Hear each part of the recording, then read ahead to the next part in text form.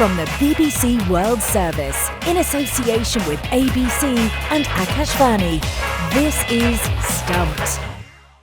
Hello, I'm Alison Mitchell in London and welcome to Stumped. I'm joined by the ABC's Clint Wheeldon in Perth and Sunil Gupta from Akashvani is in Delhi. Now, we are a third of the way through the 2025 Indian Premier League with the table slowly starting to take shape. And this week, though, it's former India captain MS Dhoni who's been the name on everyone's lips. There was talk of a potential retirement after his parents were spotted in the stands at his last match against Delhi Capitals. But the 43-year-old quashed those rumours, saying that he'll continue to play in the tournaments and take it, quote, 1 year at a time. Now, Sunil, how much noise has there been around Dhoni in India? And do you think this year could still end up being his last? Should it be? Should, I don't know. Will, also, I don't know. But the way things are going, it's probable. Because, when you come in at number 9 and you're their star player, there is something wrong with you. And the coach, Stephen Fleming, as well, said he can't do 10 overs at the same clip. Now, when you say that about a T20 player who's leading the team, or who's not leading the team, but he's really leading the team, you've got to think about, is he playing on fumes? Is he running on fumes? Now, the question about his parents being there, well, so was his daughter. So that doesn't say very much whether he's going to retire or not. I think he will find the time. I think the buzz is getting louder for him. He's not performing. They're not winning. He's coming in. Okay, he came at number 9. He came at number 5. He came at number 6. But he is not really doing what he's doing. And as well as the team isn't performing. They don't have the enforcers at the top. The bowlers aren't really bowling too well. So it's all become one big clump in terms of MS Dhoni. I think the issue with him is if he's able to resuscitate the team and bring them at least to the top half and start doing things, then all those rumors will die down. But let me tell you, that adulation for Dhoni, wherever he goes, he was playing in Punjab. And I'm sure if you saw that stadium, it was more than half yellow. So that is the type of adulation following he has in India. It's very difficult to give that up. It really, truly is difficult. Clint, there's something in that, isn't there? I mean, he might be batting low down the order. We might be hearing the likes of Wasim Jaffer. I was reading a quote from him, the former India opener, saying, if he can't make an impact with the bat, he should be making a way for a youngster right now. But there's also this, I won't say unquantifiable measure, because there's a very quantifiable commercial measure that MS Dhoni has in this team for the fans. There is that entertainment factor that they turn up to see him play. And I know Justin Langer has written about this, about wherever you go, there's a massive yellow who are there not to support CSK, but to support MS Dhoni. And the roar whenever he walks out is something to behold. So I understand why that's an issue. I would say about, does he need to step down for a youngster? It's not the sort of league where you have to get games into the kids. Like it's not that sort of league. It is about whether or not you're winning. I understand there's those issues. The impact player, though, being able to come in as like the designated hitter, I get why, if he still thinks, or if they still think that he can play some sort of a role, even if it's not the 10 overs, then maybe having his experience around the team. You don't have to be the captain if you're contributing in that sense. And he might even end up being the captain again, we read, depending upon other injuries at this point in time. If the old saying that goes for youngsters, if you're good enough, you're old enough, well, it works the other way too. If you're good enough, it doesn't matter how old you are. So I had a look at his figures. Strike rate of 153.73, 103 runs from 5 innings, an average of, well, a little bit less than he would be liking at the moment, but still a reasonable high score. And also, I guess there's that challenge too where you mentioned the fans, but it's a bit tough where we've seen occasions when he was batting at 9 when the CSK fans were actually cheering their own players getting out so Dhoni can get out there and get into the middle. I mean, I've never seen anything like that ever in cricket anywhere around the world. So I still think that if he's got some sort of a role to play, then I can understand why they use him. I know Mike Hussey was trying to play, pardon the pun, a very straight bat to all those sort of questions, but I do tend to go back that he's at the age where these sort of discussions are going to come up. And it's very difficult, Sunil, for somebody higher up in the team to make a decision for MS Dhoni? I mean, could you ever imagine him effectively being dropped or deposed from his position? It's going to come from him, isn't it? Not in this world. It isn't. It's not going to happen. Yeah. I think you've got to hand it to Dhoni about one thing. He's a sensible guy. I mean, we saw what happened in Australia 2014 when he went out of the Test captaincy in the middle of the series. Not the best thing to do, but he realized he wasn't really performing over there. At the end of the day, he's been India's most successful captain.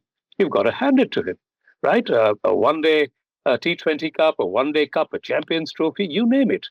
So I think, as I said, it's a bit of the tail that's dragging him on over there. The star that's flying with the thing in the wake, as it were. But yes, I think he would see his role now going forward more as a mentor, right? Where he's there in the dugout and the stars guy. I mean, the fans can see the star inside over there. He can talk to the players on the field, in the breaks and so on and so forth. So they don't miss him, but he can inspire the others to do better. I think that's really what is required. Personally, if I were him, I'd choose to do that next year. This year, no, he's not going anywhere, at least the way that I see it right now. But as you said, Clint, I mean, I can tell you, my CA, I'm sorry to bring this up, my CA says, my son, please, he wants to go and see in Delhi only Dhoni. He doesn't want to see anybody else. It's even more than Kohli, if I can say so. It's even more than that is saying something.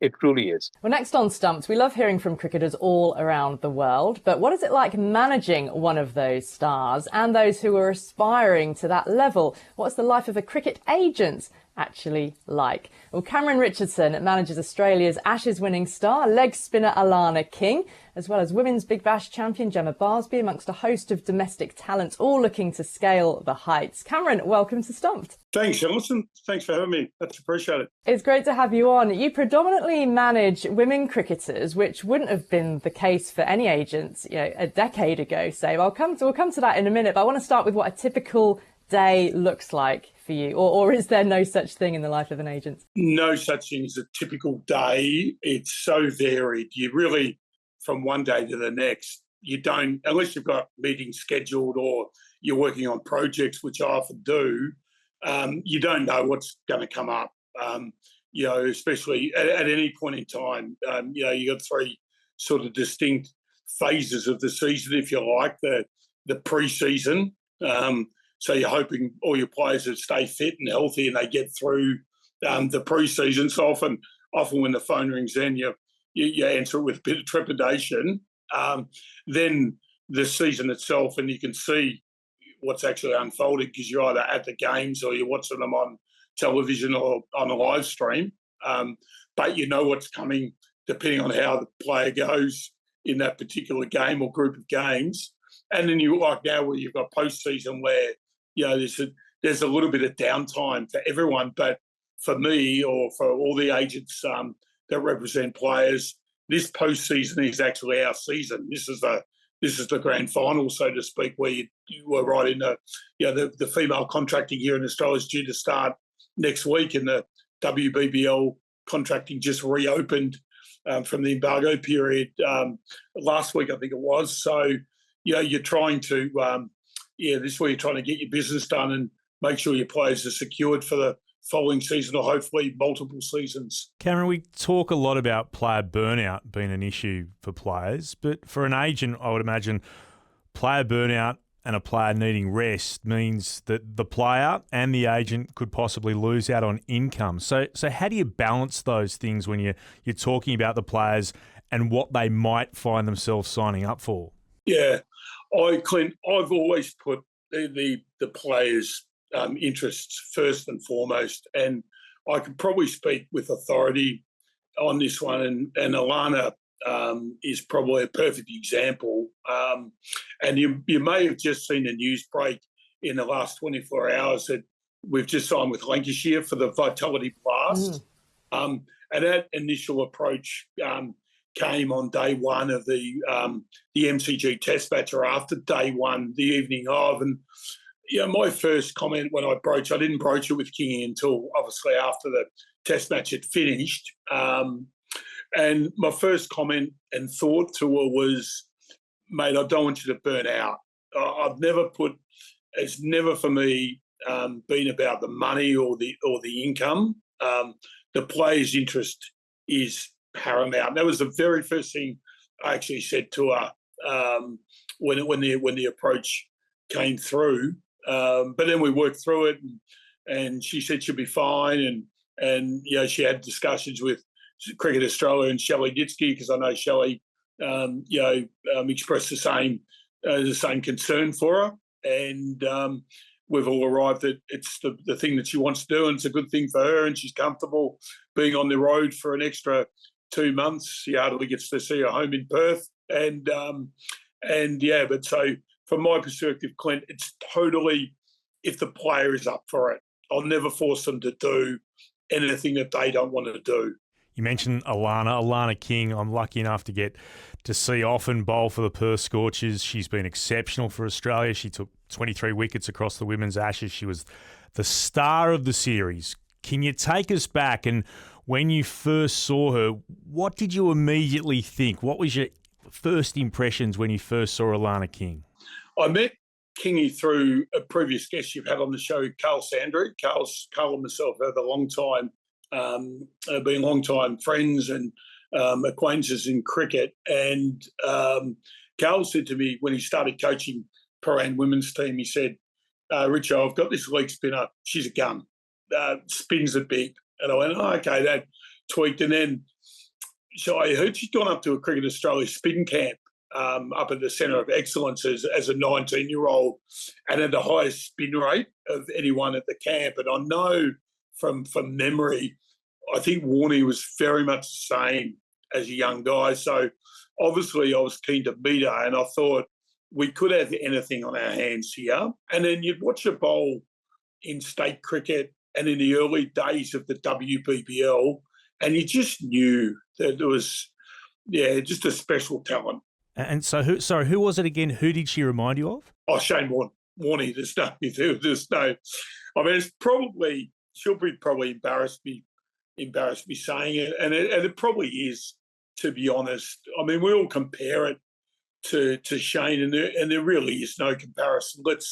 Let's be perfectly honest about that.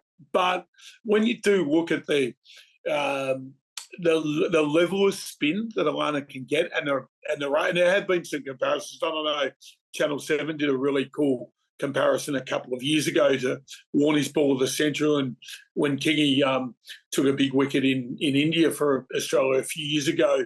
And the differential in spin and the angle isn't a great deal. It really isn't. But obviously, Warnie was able to do it over 5 days to test batters, for all his career, and we know, and I know Alana doesn't really like the comparisons to Shane. They're naturally going to happen. But one thing I've said to her, and I get a little bit emotional, to be honest, when I think about it, but I'm very genuine when I say it. To see her bowling from the Shane Warne end, I was lucky enough to spend time with her family at that test match, and watching the bowling from the Shane Warne end at the MCG, it was quite iconic. And it's like the great man's memory were able to live on through it, through Kingy. And I'm sure Australian cricket fans really appreciate that, because it became part of our DNA that we just had the world's best spinner that was just able to rip through the opposition. Cameron, thank you so much for sharing your insights with us on Stumped. Good luck for the year ahead. There's Cameron Richardson with an insight into the life of a cricket agent. He manages Australian star Alana King. Well, that's all we've got time for on this week's Stumped. My thanks to Sunil Gupta and to Clint Wheeldon, and of course to all of you for listening, and we'll see you again next week. Until then, bye for now.